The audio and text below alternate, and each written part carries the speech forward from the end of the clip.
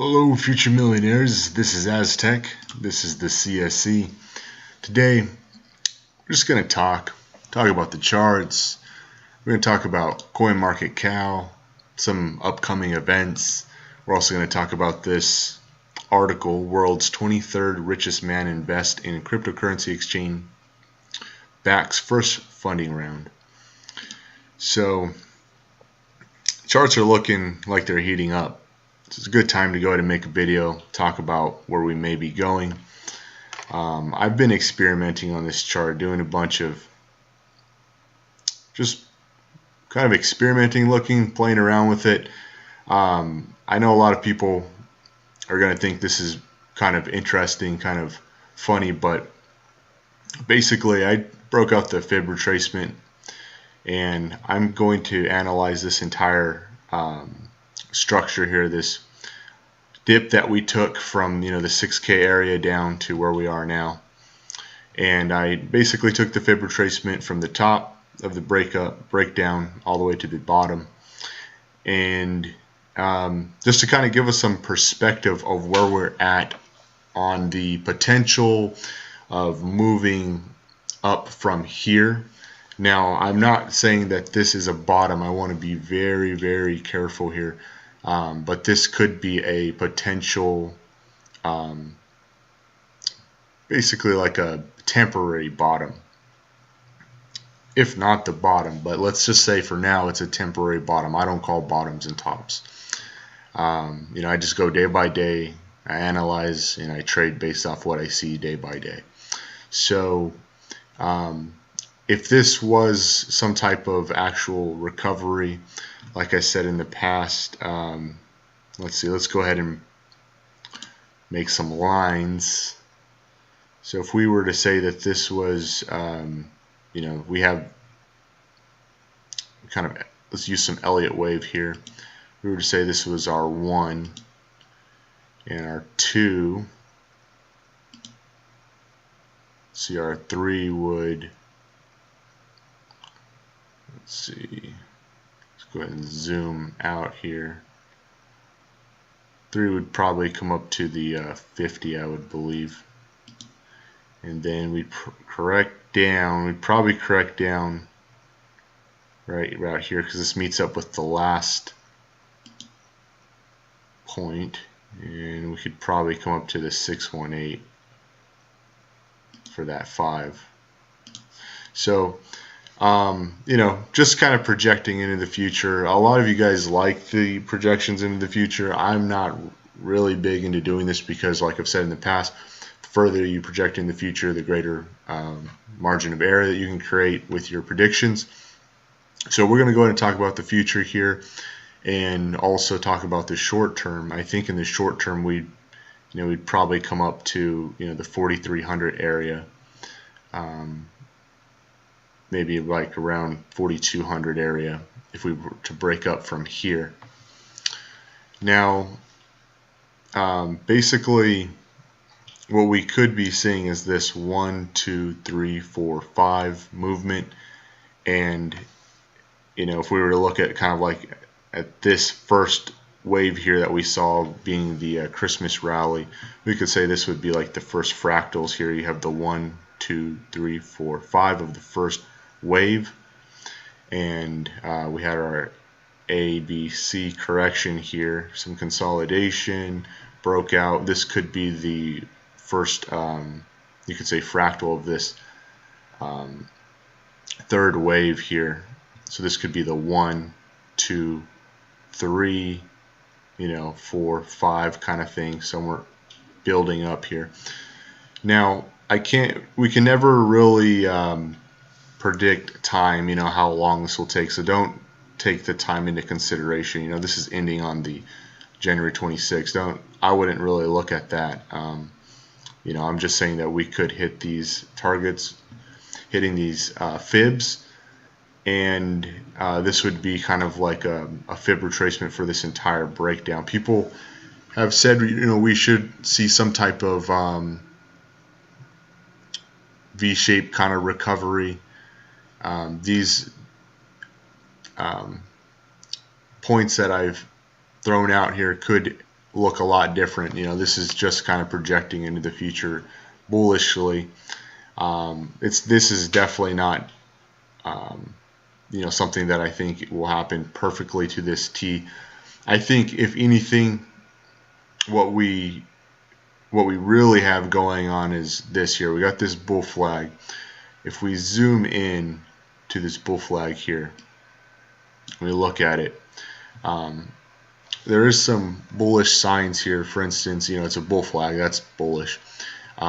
We're bouncing off this 20 EMA here. See, we're getting these wicks off of the 20 EMA here. One wick there, another wick here. That's a good sign because we're not breaking down from the below the 20 EMA. Also, the after this breakout here, we've kind of moved down and kind of cooled off the RSI, for instance, on the 4-hour chart. Because we're on the BTC to USD 4-hour Coinbase chart, like I generally am. And we can see at the breakout, we were right around 73, so we were pretty oversold, overbought. And currently we're right around 52, so we've moved down, cooled down a little bit, ready for possibly another breakout. And yes, we're still in a kind of high area, but if you look at this time period over here, this Christmas rally, if you look at the RSI, we were pretty much butting up against being overbought the entire time. So that's not really concerning that that we're in this higher area. You can see this peak here was 72. We would drop down to 63. On the next breakout, we went to 77, dropped to 62, and broke up to 78. So over here, we're seeing this breakout at 73, and we've kind of dropped down to a low of 58. We're at 62 currently. So definitely has cooled down a little bit, enough to give us a breakup. So this RSI looks pretty decent, and we're seeing some nice bullish bounces off this 20 EMA. 20 EMA is basically crossed over all the other EMAs. The 50-day is trying to cross over the 100th day right now. If we zoom in, see this red EMA is trying to cross over the blue. So there's some potential there for some upward movement just with the EMAs. The RSI looks decent. We actually crossed under on the MACD, so that's kind of interesting. But if we did get a breakup, I mean, this would actually look like a bounce off the trend line. And the histogram is showing a little bit of selling pressure here. But as you can see, like in these little areas, we've seen little selling spurts here, here, and here. So this might turn green again shortly, and this could bounce off this. The MACD could bounce off the trend line, essentially across up and over very shortly. So, we got a lot of interesting things going on with our indicators. If we're looking at this from this fib retracement that I drew up, we're bouncing off the 23 here, 23%. And we're moving up towards this next area here, which could be the next major resistance, which would be the 0.382 or the 38%, which is right around 4,366. So, to be safe, you'd probably say, we could move up to about 4,300, 4,200, that area. So that would be like the target area. And if we just take a look at this flagpole, if we wanted to look at this and consider this as a bull flag, we could go ahead and just draw this out. So that's the pole there, the size of the pole. Move it up to the breakout area, and just based off the bull flag, it shows you right here that the target area is also around 4,300 area as well. So there's there's the bullish target. If we were to break down, we could see the next major support level being like around probably right around here, this area, so around 3,800. But things still look pretty bullish. I know there's some talks of us breaking down, but I don't see too much information here that we can gather that looks bearish. And we had our Christmas rally, we broke down, we definitely saw some consolidation. So this is all normal here. This little structure here, we had our 1, 2, 3, 4, 5, our ABC, consolidation and breakout. This could be the the first little fractal or first wave of the big three here. So this looks pretty decent to me. Trying to see if there's anything else I want to comment about this chart, any further analysis.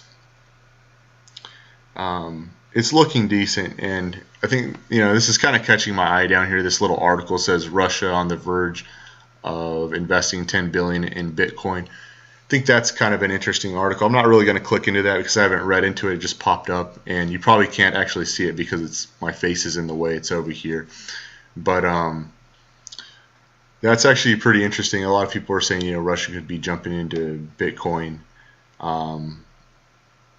and actually Crypto Lark was talking about it, and I know I'm kind of getting sidetracked here, but it was an interesting talk that Crypto Lark kind of gave. He was talking about how there could be, everyone's looking for what's going to be the next catalyst for Bitcoin taking off, what's going to set the next bull run. Crypto Lark just made a video, I think yesterday or today, however you want to look at it, whatever time zone you're in. He was saying that if Russia jumps in, other countries could jump in. The next catalyst could be all these countries jumping in, creating a lot of buying pressure, and everyone's saying, well, yeah, it might be they might be buying, but it would be buying from the the OTC market. But the OTC market wouldn't really be able to fill those orders if there was all this FOMO from countries, and they'd have to tap into the exchanges liquidity as well. So we would see some type of movement on the exchanges market if that happened. That's just my opinion on that whole matter. I mean, I don't know how likely that is to happen. Of course, everything I talk about, I want you to know, guys, it's not financial advice, just my opinions. All my analysis is my opinion. I've been trading for a while and analyzing charts for a while, so it's just my opinion, not financial advice. But these talks about Russia jumping in, it's definitely interesting. Now, kind of move on over to Coinmarketcal, and if you guys trade, you look at other coins. You guys all know I'm a big Cardano guy. I have a really nice holding in Cardano, and I trade in and out of it. But every once in a while, if I see, I'll kind of, if I'm feeling extra traderish, I'll jump into some other, with my Bitcoin holdings, I'll jump into some other coins. So what I'll do is I'll kind of make plans. I don't just look at charts. I'll actually look at fundamentals, things that are going on, upcoming events, things like that might give coins pump or something like that to trade off of. Because if you're a swing trader, you're going to look for those swings, and speculation based off upcoming events can create that, as well as the charts. So you can go ahead and,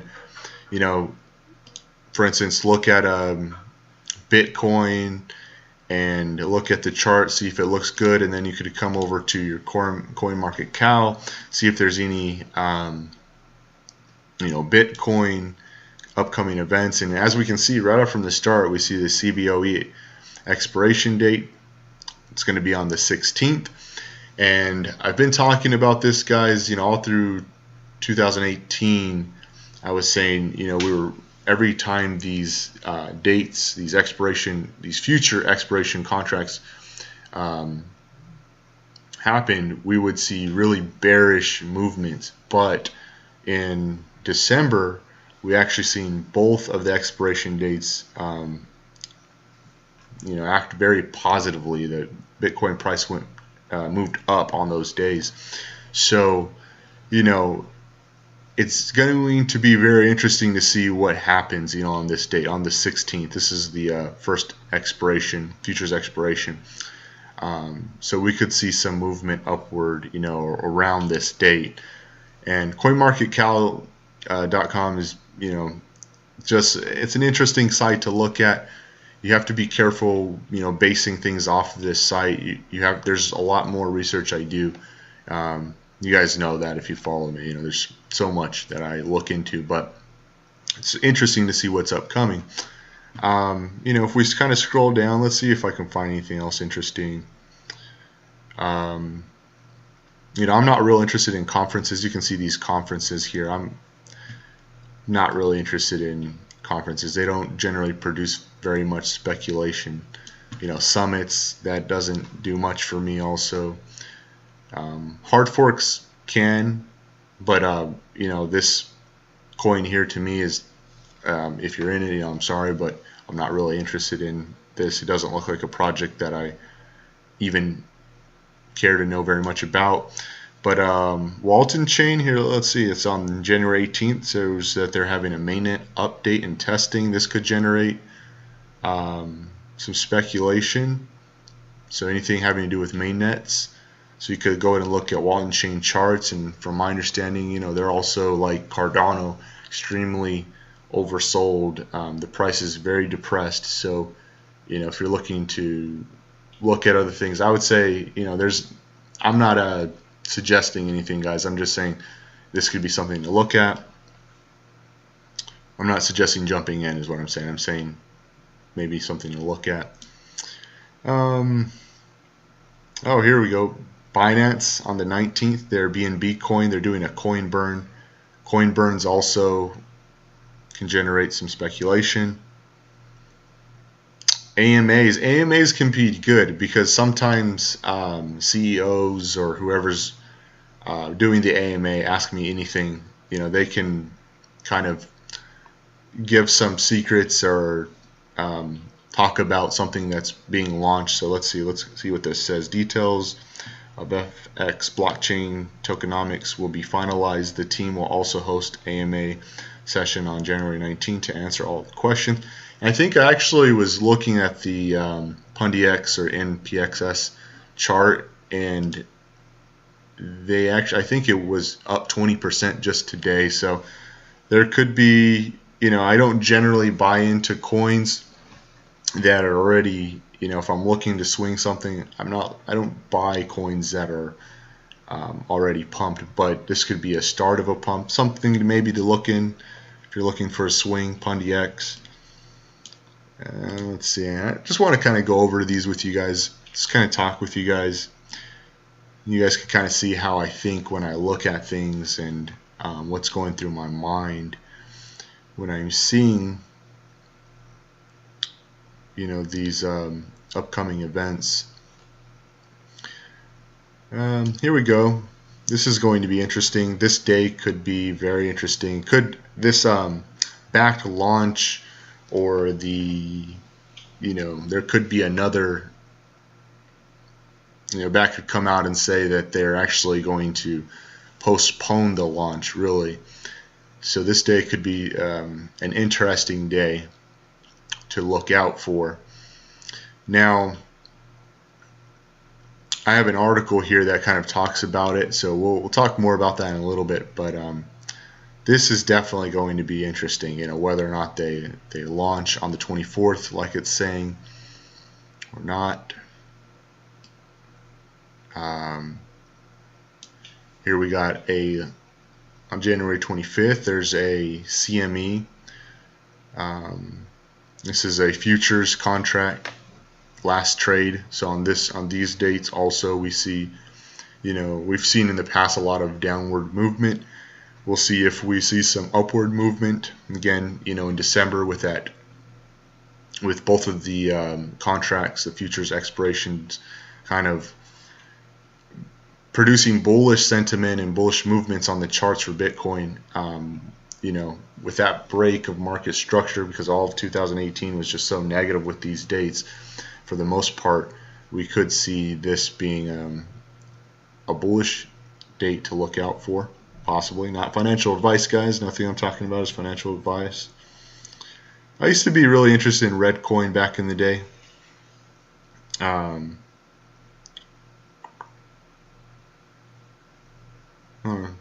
not really too interested in Redcoin anymore. There's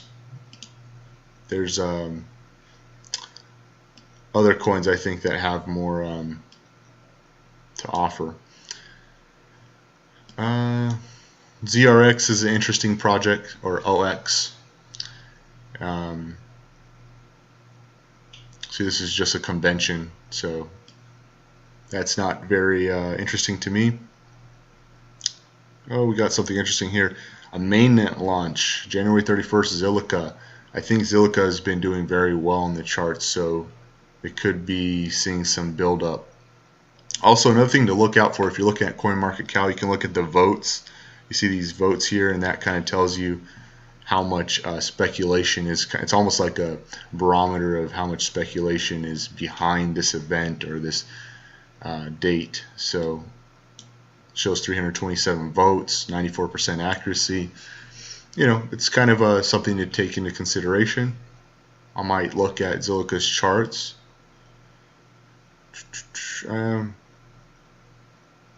Been seeing a lot about Nexus or NXS online, especially through the kind of like secret channels and things like that. I don't know very much about Nexus, but suppose it has to do with space and things like that. So probably should look into it just to do some research. But anyways, yeah. This is just kind of how I look at Coinmarketcal. I look at these things. I look at the charts. I put all the information together. I might go into Twitter and do a search about, the coin, see what people are saying. If it's already pumped to some point, I probably wouldn't buy in. This is just how I'm thinking, how I might produce a swing.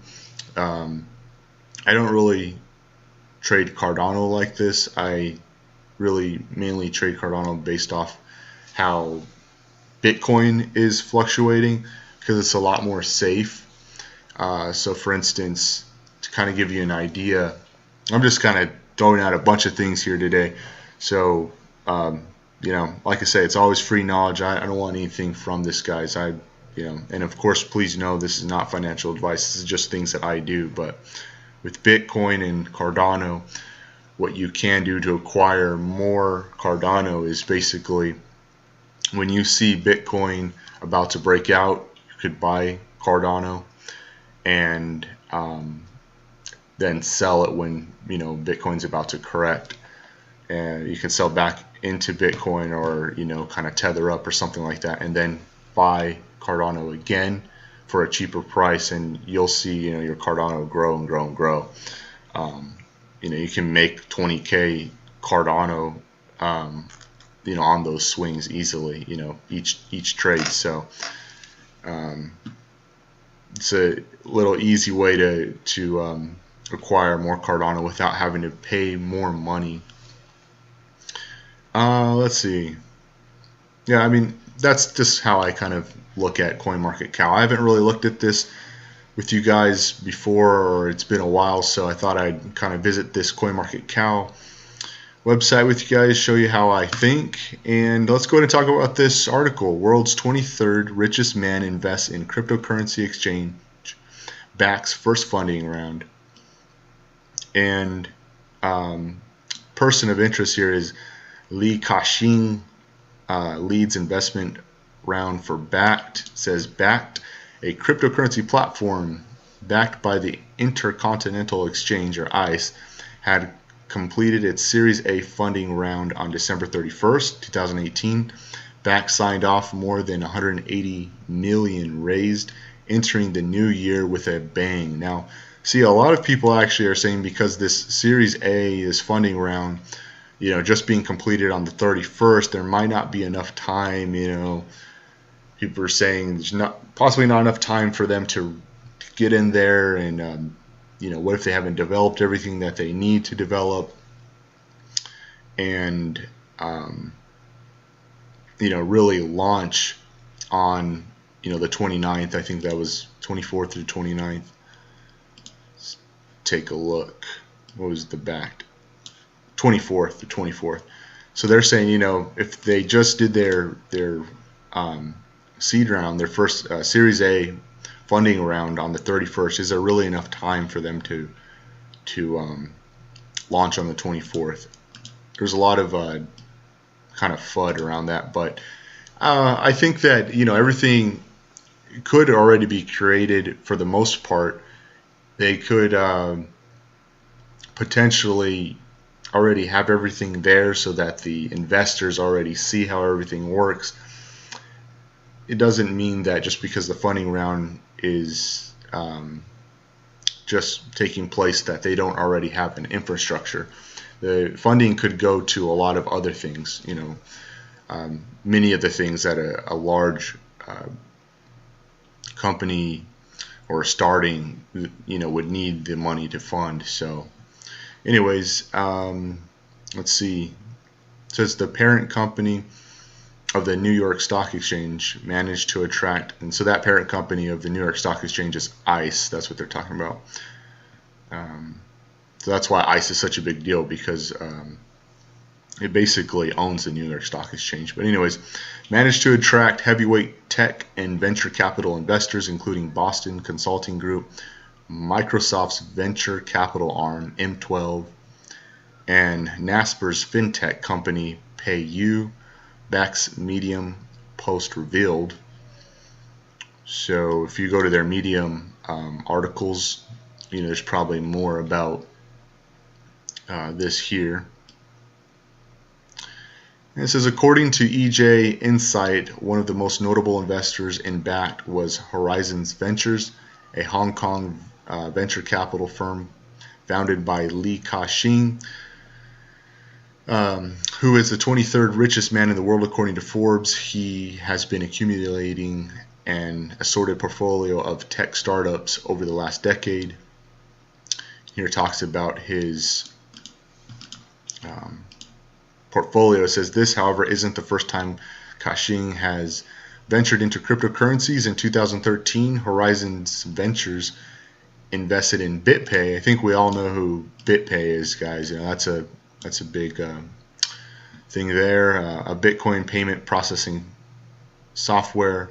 And in 2016, they invested in Blockstream, also big, a blockchain technology provider.